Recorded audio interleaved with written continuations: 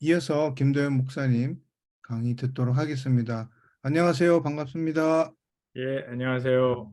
예, 강의 곧바로 시작하도록 하겠습니다.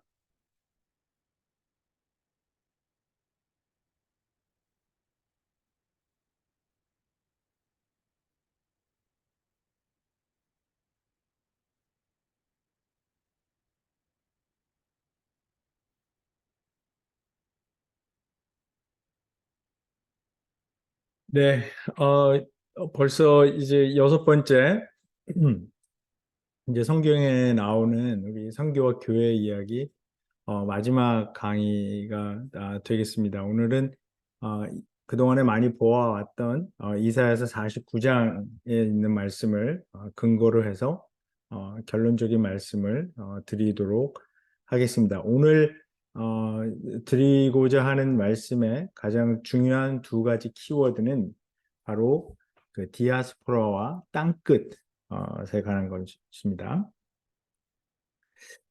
네, 하나님께서 그 서기전 586년에서 587년에 이르러서 바벨론 제국에 의해서 예루살렘 성전이 파괴되고 남유다가 완전히 이제 망하는 그런 엄청난 일이 일어나게 됩니다.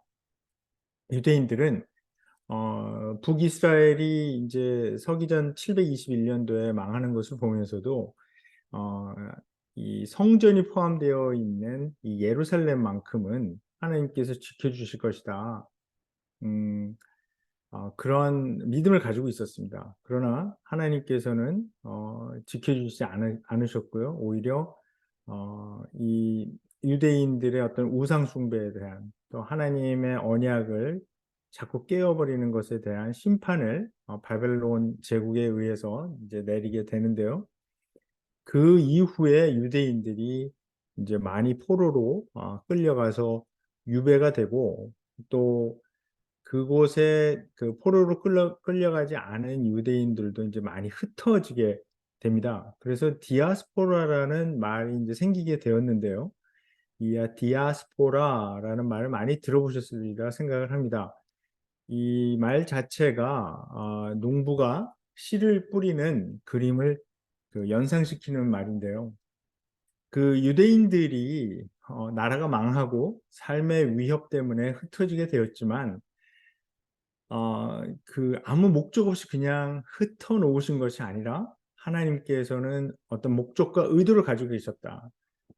그것은 이사야의 예언에 드러나듯이 이방인의 빛이 되어서 하나님의 구원을 땅끝까지 선포케 하려는 그런 의도와 목적이 있었던 것입니다. 그래서 이사야서 49장 6절을 읽어보면 이렇게 말씀합니다. 그가 이르시되 내가 나의 종이 되어 야곱의 지파들을 일으키며 이스라엘 중에 보존된 자를 돌아오게 할 것은 매우 쉬운 일이라. 이거는 개역 개정인데 옛날 개역 한글에서는 오히려 경한 일이라 이렇게 번역을 했습니다. 내가 또 너를 이방의 빛으로 삼아 나의 구원을 베풀어서 땅 끝까지 이르게 하리라. 이렇게 예언을 하고 있습니다. 근데 이 말씀이 참 중요한 것은 우리가 그 역사적 그 맥락을 따져 보면 이 말씀은 그 유대인들이 아직 그 바벨론의 유배 상황이 있었던 그 포로로 잡혀가 있었던 사람들에게 주어진 예언입니다. 그래서 다시 유대 땅으로 남아있는 그 이스라엘 중에서 남아있는 자들을 돌아오게 하는 것은 굉장히 이제 쉬운 일이다 이런 말씀을 하는데요. 이게 특히 이제 3절을 보게 되면 무슨 말씀을 하냐면 내게 이르시되 너는 나의 종이요 내 영광을 내 속에 나타낼 이스라엘이라 하셨다 이렇게 하셨느니라 이렇게 말씀합니다. 그러니까 하나님의 영광이 이스라엘 안에서 드러날 것을 이제 예언하고 있고요. 그 전쟁에 지고 나라가 망하고 유배에 가 있는 그런 상황 속에 있는 그 이스라엘을 통해서 하나님께서 도대체 어떻게 영광을 받으실 수 있다는 말인지 굉장히 흥미롭습니다. 사실 어떻게 보면 당시 유대인들의 입장에서 보면은 조금 말이 안 되는 말 같기도 하고요.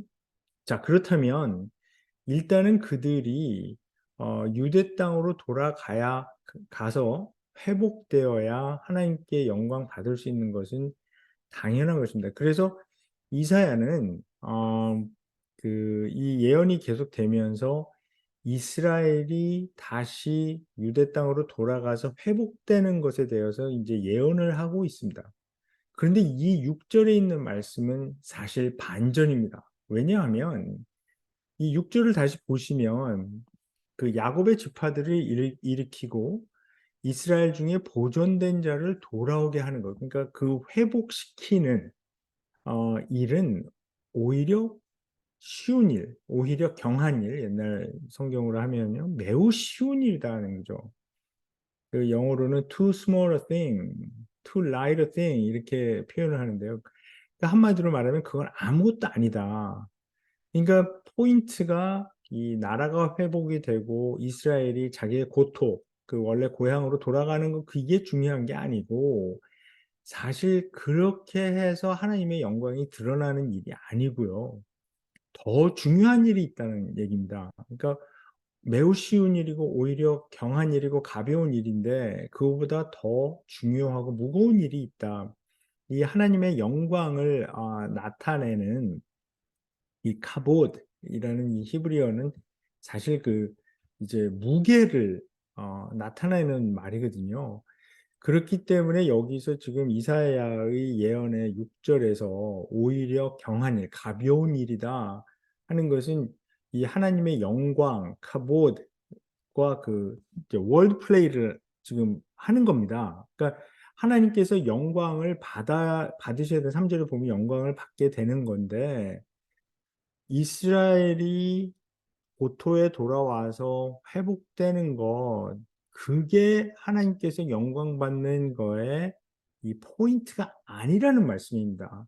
더 중요하고 더 무거운 일, 정말 하나님의 영광을 드러내는 일이 있는데 그것이 뭐냐면 바로 이스라엘이 이방인의 빛, the light for the Gentiles가 되어서 하나님의 구원을 땅 끝까지 이르게 하는 일이다. 그게 원래 하나님께서 원하시는 일이고 그렇게 될 때야 비로소 하나님의 영광이 드러나게 된다.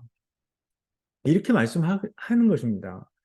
그러니까 이 시내산 언덕에서 그 이제 이집트를 탈출한 이스라엘 민족이 그 하나님과의 언약을 맺게 될 때도 그때도 제사장 나라가 되고 그들을 통해서 하나님이 다른 신들과는 비교도 되지 않을 만큼 어마어마한 분이고 그 영광이 드러나게 된다는 그 말씀을 다시 지금 상기시키는 일이죠.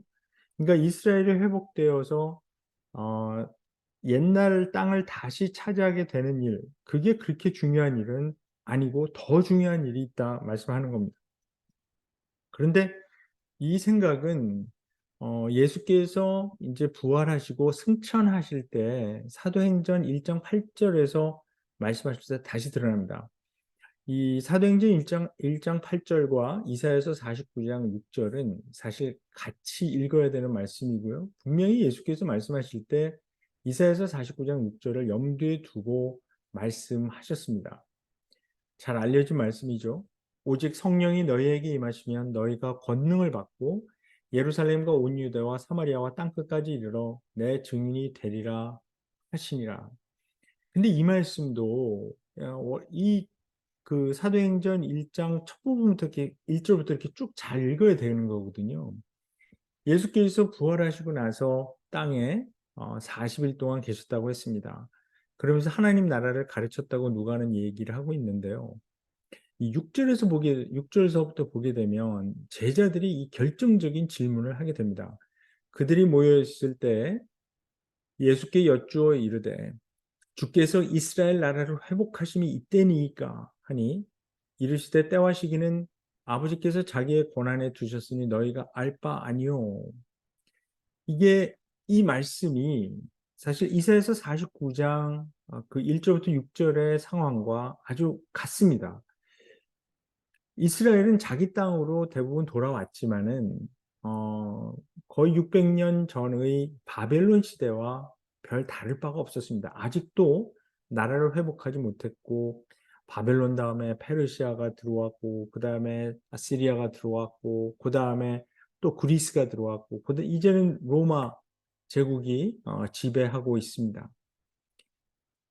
어, 이 예수께서 오셔서 하나님 나라, 즉 하나님의 다스림을 계속 가르치셨고 이제 예수께서는 예언하신 대로 죽었다가 다시 살아났습니다. 자, 그렇게 되면 하나님 나라의 그 능력, 그 파워를 경험한 것 아닙니까?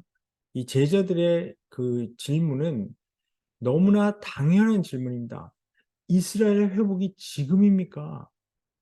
이렇게 물어보는 거죠. 이사야서 49장 6절에 있는 말씀 같은 질문이죠. 근데 예수님의 대답은 또한 이사야서 49장 6절의 말씀과 기본적으로 같습니다. 다른 점은 더 구체적으로 주셨다는 것이죠. 지금 이스라엘 나라가 회복되는 게 그게 중요한 게 아니다는 거죠.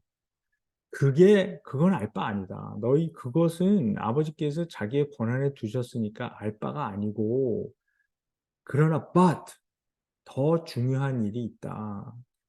그것은 바로 땅 끝까지 이르러 내 증인이 되어야 된다. 그러니까는 이사야서 49장 6절 마지막에 있는 그 하나님 땅 끝까지 이르러 하나님의 구원을 이제 퍼뜨리는 것, 그 말씀과 기본적으로 같은 거죠. 그런데 여기 결정적으로 다른 점이 있습니다.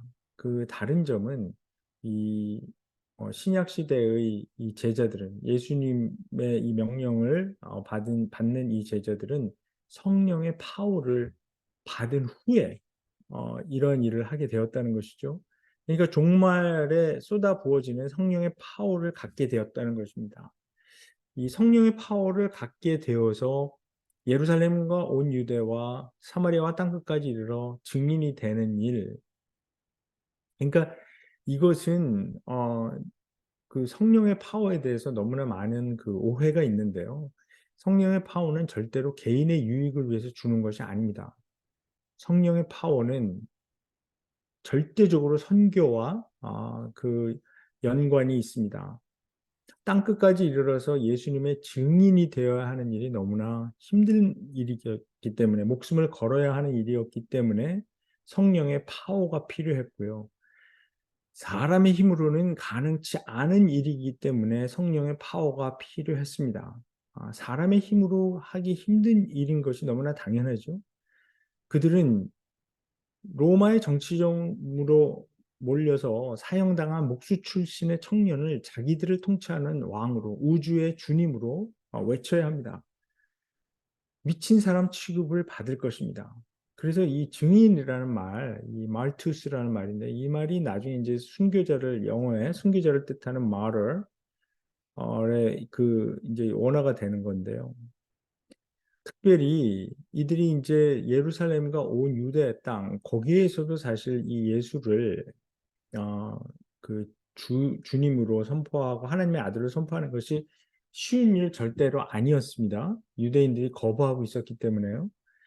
그런데 여기서 이 누가가 그 보고하는 예수님의 말씀 중에서 그냥 예루살렘과 온 유대 그리고 땅 끝까지 이렇게 표현해도 되는 말인데, 그 표현인데요. 그렇게 되면 온 세계를 다 이제 포함하는 것 아닙니까? 유대인들은 항상 유대인과 이방인 이렇게 두 가지로 구분했거든요. 근데 그 가운데 이상하게 사마리아가 끼어 있습니다. 이것은 예수께서 말씀하시는 이 땅 끝이라는 개념, 온 땅이라는 그 개념 안에 이 지리적인 의미가 아니라는 것입니다. 여기 이 사마리아인들은 유대인들의 입장에서 배신자로 여기는 사람들이었고요. 피가 섞여서 버린 사람들, 정말 그 이방인들도 들어갈 수 있었던 성전에 그 출입이 금지되었던 사람들. 그래서 이들이 그리심산에 자기들 따로 성전을 지어야 했고요. 자기들이 그 토라를 새로 번역해서 그 사마리탄 펜타투크라고 하는데 그걸 따로 경전을 만들어서 읽어야 하고 정말 유대인들에게서 개 같은 정말 문자적으로 개 같은 취급을 받았던 그런 사람들이었었습니다. 유대인들은 그 이제 예를 들어서 갈릴리와 그 유대 땅을 잇는 그 중간에 그 사마리아가 있었거든요. 사마리아 땅 거기를 정말 땅을 밟기도 싫고 그 공기도 마시기도 싫다 그래서 빙빙 돌아가던 그런 사람들이었습니다. 그런데 정말 대하기 싫고 정말 미워하고 싫어하는 그 땅에 정말 쓰레기같이 생각하는 사람들인데 그 사람들에게 가라는 것이죠. 성령의 파워가 없으면 불가능한 일입니다. 그 사도행전에 나오는 그 성령의 파워, 그 성령의 역할은 다른 게 아니라 담을 무너뜨리는 파워입니다. 뭐 지금 그 시간이 아니니까 제가 그것을 말씀드리기가 좀 시간이 없고요. 이 성령의 파워에 대해서 정말 너무나 많은 오해가 있기 때문에 어, 그, 이 말씀은 제가 꼭 드리고 싶습니다. 사도행전에 나오는 성령의 역할은 담을 무너뜨리는, 장벽을 무너뜨리는 파워고, 그게 역할이고요. 그게 성령께서 하시는 그 사역입니다. 그 외의 것들은 다 그 이 사역 외에 더 중요하지 않습니다. 자, 그래서요.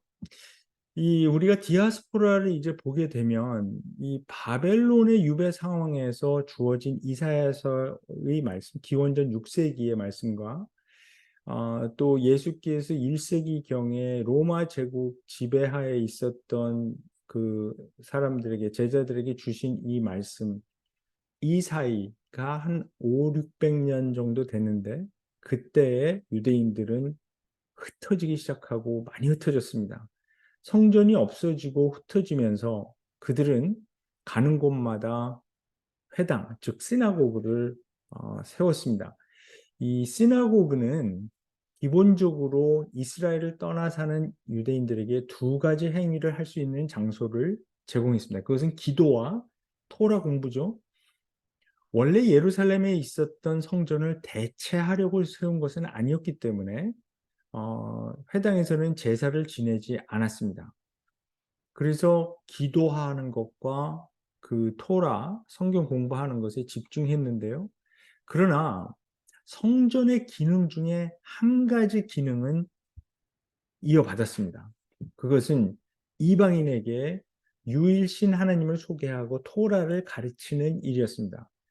이 원래 예루살렘 성전이 지어질 때부터 이방인에게 하나님의 구원을 전하려는 목적이 있었던 거고 우리가 이제 열왕기상 8장에서 이 솔로몬이 기도한 것, 그 우리가 이제 이미 보지 않았습니까? 그러니까 성전은 처음부터 그 이방인을 위한 선교 센터로 지어졌기 때문에요. 이 이방인에 대한 배려가 분명히 있고요.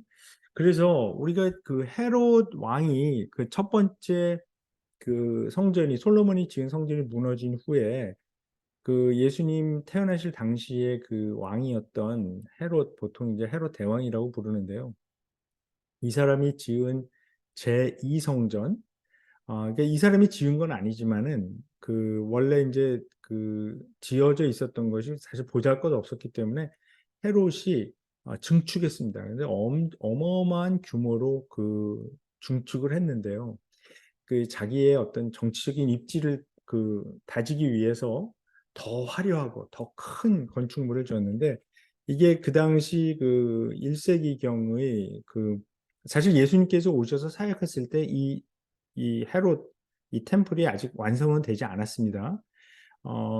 그 63년도에 가서야 그 이제 완성이 되게 되는데요. 그 예수님께서 말씀하셨던 것처럼 이 성전 허물어 버려라 말씀하시고 3일 안에 내가 다시 짓겠다 말씀하셨잖아요. 그 정도로 이제 심판을 받았던 그 이제 성전인데 이게 모형으로 지금 만들어 놓은 거라서 별 그 감흥이 안 올 수도 있지만은 이 사이즈가 이 축구장 그 축구 경기하는 축구장 25개 규모입니다. 그러니까 근데 제가 보여드리고 싶은 것은 여기 가운데 이 뭐 지성소하고 다 있지 않습니까? 유대인들이 들어가는 그리고 양쪽에 있는 넓은 그 뜰, 거기가 바로 이방인의 뜰입니다. 그래서 이 그 모형을 이제 위에서 이렇게 보더라도 중요한 게 Court of the Gentiles. 그러니까 이 이방인들을 위한 이 이방인의 뜰이 아주 중요하게 있었고요. 그래서 이 성전은 처음부터 이방인들을 위한 선교 센터로 지으셨는데요. 예수께서 체포되시기 전에 예루살렘에 들어가셔서 성전을 청소하시면서 이사야서와 그 예레미야서 그 두 군데를 인용하시면서 말씀하시지 않습니까? 내 집은 만민이 기도하는 집이다. 근데 너희는 강도의 소굴을 만들었다. 이게 지금 만민이 기도하는 집, 이 말씀은 사실 이제 문법적으로 보면 만민을 위해 기도하는 집이라고 번역될 수 있습니다. 그러니까 만민이 와서 기도해야 하고 만민을 위해서 기도해야 하는 그 선교 센터로 지어졌는데 예레미야 7장에 나와 있는 대로 강도의 소굴, 종교 장사를 하는 곳으로 이제 만들어 버렸다. 이렇게 말씀하고 있죠. 자, 그래서 성전의 기능을 다 하고 있지 못했기 때문에 이제 사실 이 성전이 다시 한번 무너지게 되는데요. 그러니까 63년도에 완성이 된 후에 불과 7년 후에 로마 군대에 의해서 이제 제2성전도 무너지고 지금은 서쪽에 벽만 좀 남아 있는 제가 맨 처음에 보여드린 그 사진 그 벽이 이제 남아 있는데요. 자, 사도행전 8장에 보게 되면, 그 사도행전 1장 8절과 사도행전 8장 1절 이 두 개는 아주 연관지어서 꼭 알아야 되는데요. 여기에 이렇게 말씀합니다. 그날에 예루살렘 교회에 큰 박해가 일어났다. 그래서 사도들 이외에는 모두 유대 지방과 사마리아 지방으로 흩어졌다. 여기 흩어졌다라고 하는 이 단어는 디아스포라라는 단어의 동사형입니다.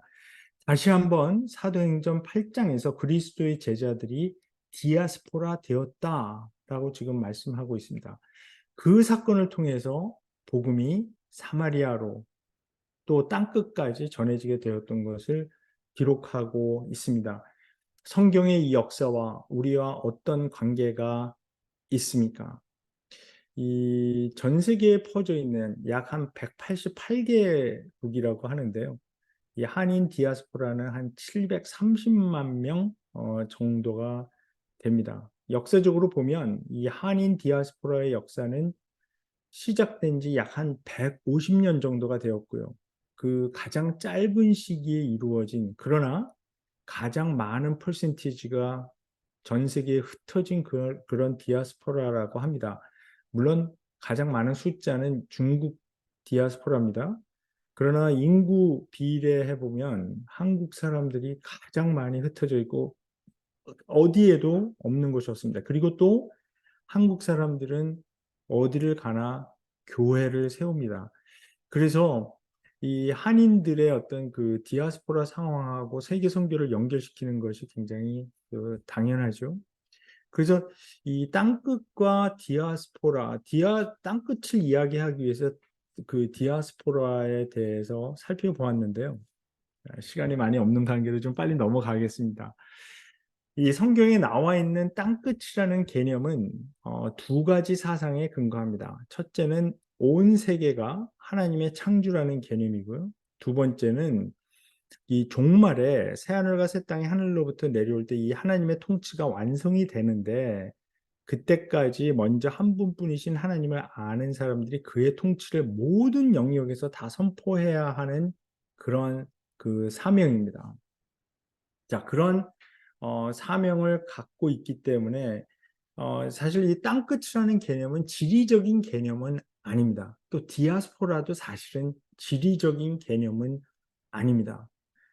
하나님의 통치가 일어나고 있지 않은 곳, 그곳은 바로 땅끝이 되는 것이고요.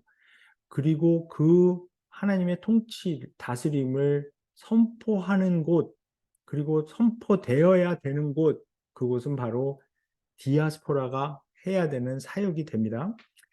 자, 그 노틀데임 대학의 마크 놀이라는 교회사 교수가 그 2009년도에 출간한 책이 하나 있는데요.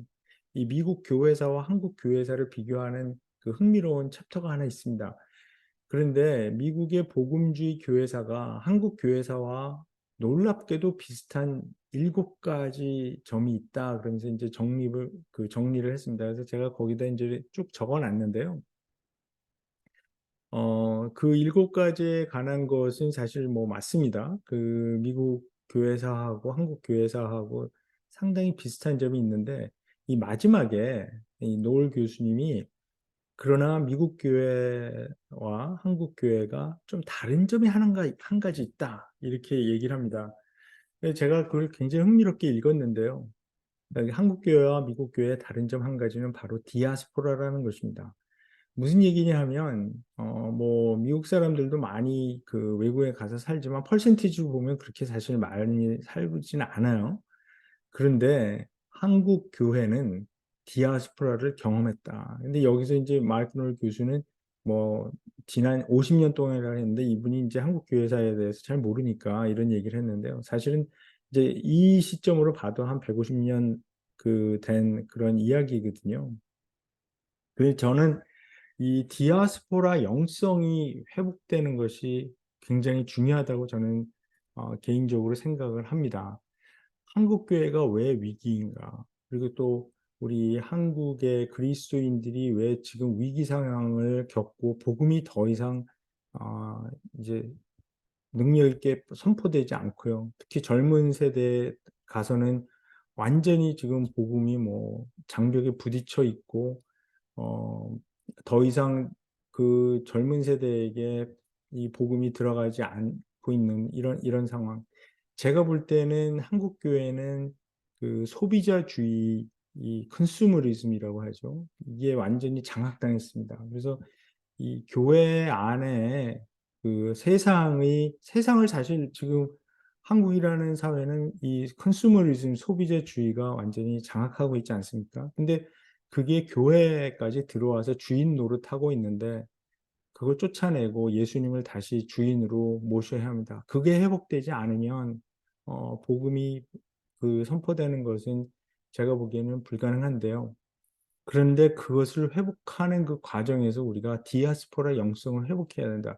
그러니까 무슨 얘기냐면 디아스포라 영성을 회복한다는 것이 그래서 다 외국에 나가서 선교사가 되라는 말씀이 아닙니다.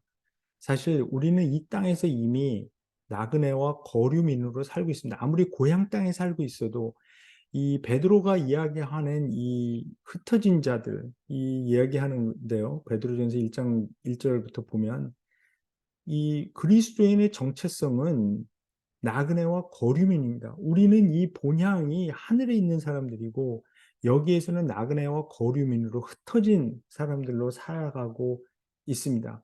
외국으로 나가지 않아도 전 세계가 한국으로 몰려들고 있습니다. 선교라 하면 외국에 가는 것으로만 생각하고 애써 한국에 들어와 있는 외국인들 무시하면 선교되지 않습니다.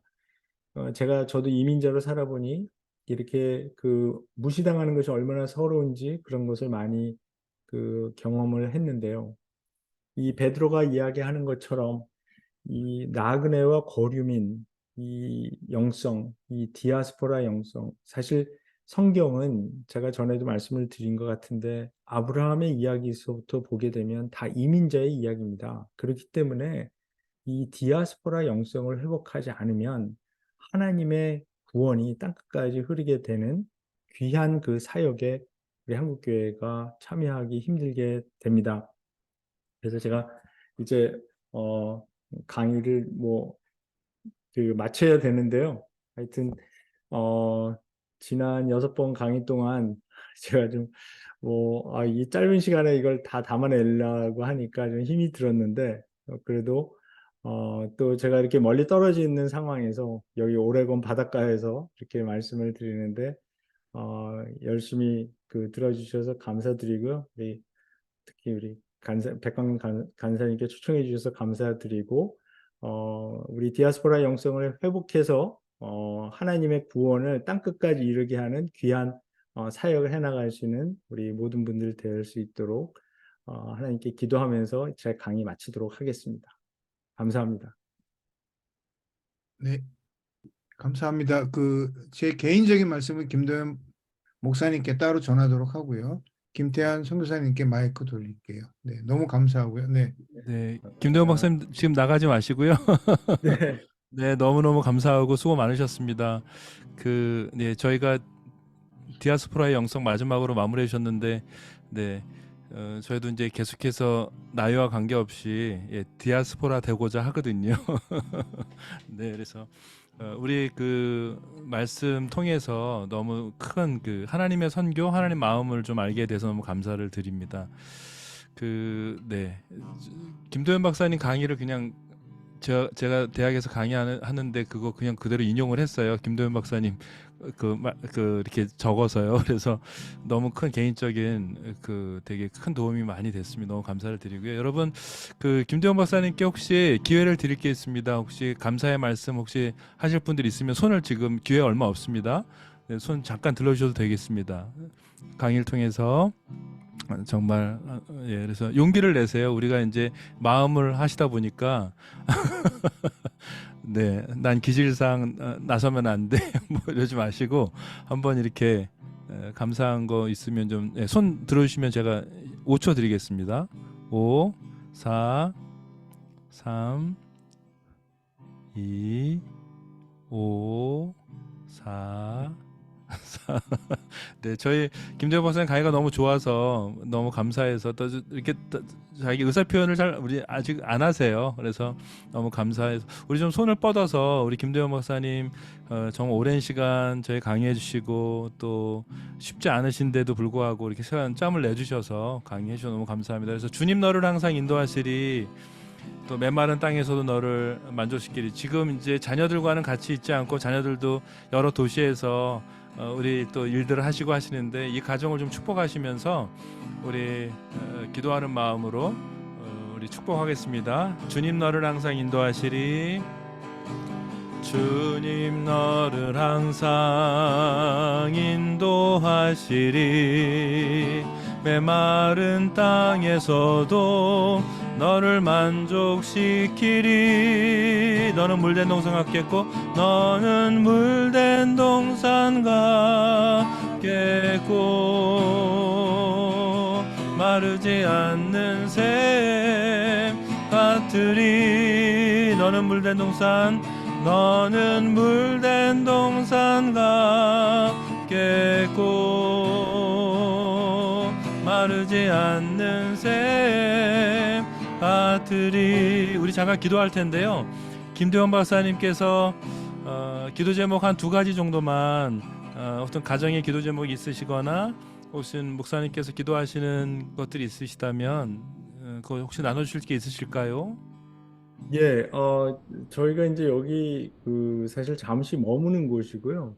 그래서 이제 다음 주 화요일 날 앞으로 이제 뭐 얼마가 될지 모르지만 그래도 이제 이사를 가게 됐습니다. 그래서 이사 가는 거 좀 잘 인도되도록 기도해 주시고요. 그리고 또 한 가지는 오레곤의 폴틀랜드 근처에 있는 다민족 교회가 있습니다. 빌리지 철치라고 하는데요.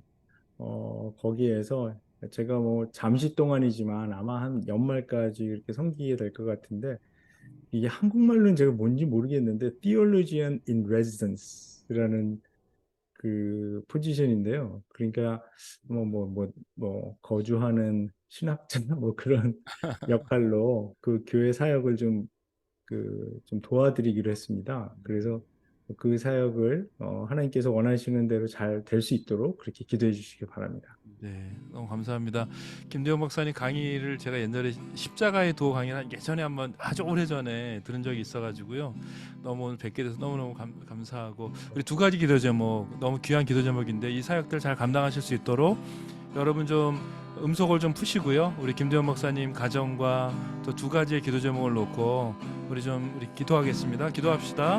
하나님 아버지 감사합니다. 귀한 목사님을 위해서 저희들 가운데 함께 하셔서 감사합니다. 주님 이사하시는 모든 일들 가운데 함께 하시고 하나님 아버지 정말 하나님의 놀라신 내 가운데 거하실 수 있도록 주님 도와주시옵소서. 하나님 아버지 자민들께서 모든 가정들께 함께 하셔서 주님의 놀라신 사랑 가운데 깊이 아버지 하나님이시여 주신 소명 받들어 아버지 사랑 주의 이름 가운데 부족함을 자고 세워주시기를 원합니다.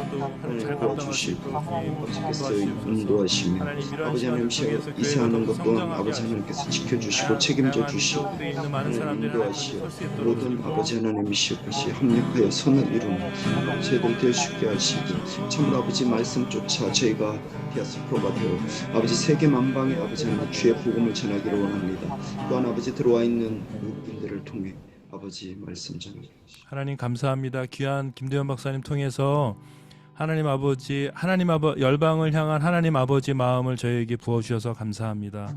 하나님 저희가 디아스포라의 그런 영성을 갖게 하시고 하나님 온 땅 끝까지 복음을 전하고자 하는 그런 열망이 저희들 삶 가운데 있을 수 있도록 주님 인도해 주십시오. 특별히 하나님 아버지 두 가지 기도 제목을 주셨습니다. 이사하는 것 하나님 세밀하게 챙기시고 하나님께서 도우시고 하나님 인도하셔서 하나님 아버지 정말 안정적인 그런 이사의 시간 될 수 있도록 주님 도와주십시오. 하나님 다민족을 향한 하나님 연말까지 목회 가운데 함께 하셔서 하나님 이 시간들을 통하여서 놀라운 하나님의 부흥이 교회 가운데 있게 하시고 하나님 아버지 선교하는 교회로서 다시 한번 정립되는 다민족들을 향한 놀라운 복음의 시간이 될 수 있도록 주님 인도하여 주십시오. 교수님 건강하게 하시고 성령 충만케 하셔서 귀한 사역들 하나님 아버지 잘 감당하실 수 있도록 성령께서 함께해 주십시오. 주님 감사합니다. 감사합니다. 예수님의 이름으로 기도드렸습니다. 아멘. 아멘. 네, 여러분 교수님 나가실 텐데 우리 손을 흔들면서 예, 사랑한다고 하트 좀 그려주시고요. 감사합니다, 교수님. 감사합니다. 감사합니다. 네, 고맙습니다. 네, 네 나가셨습니다. 네, 여러분 너무 수고하셨습니다. 오늘 토요일인데 1시 2분인데요. 너무 고생 많으셨습니다. 혹시 광고가 있으실까요, 백만영 코치님, 남경환 코치님? 제가 잠깐 광고 드릴게요. 제가 오늘 강의한 게 갑자기 스케줄을 다 바꿨어요. 그래서 남경환 코치님 무지 어려웠을 거예요. 지금 중간중간에 비디오도 그렇고 그냥 그때그때 생각나는 대로 보내드렸거든요. 오늘 좀 강의안 잡는 게 쉽지가 않아서 여러분들한테 미리 또 강의안 못 보내드려서 죄송하고 남경환 코치님한테 부탁해서 여러분들한테 보내드리도록 하겠습니다. 감사합니다. 네, 여러분 너무 수고하셨습니다. 식사 맛있게 하십시오. 손 흔들겠습니다. 감사합니다. 네, 오겐키 데스까? 네, 여러분 수고하셨습니다.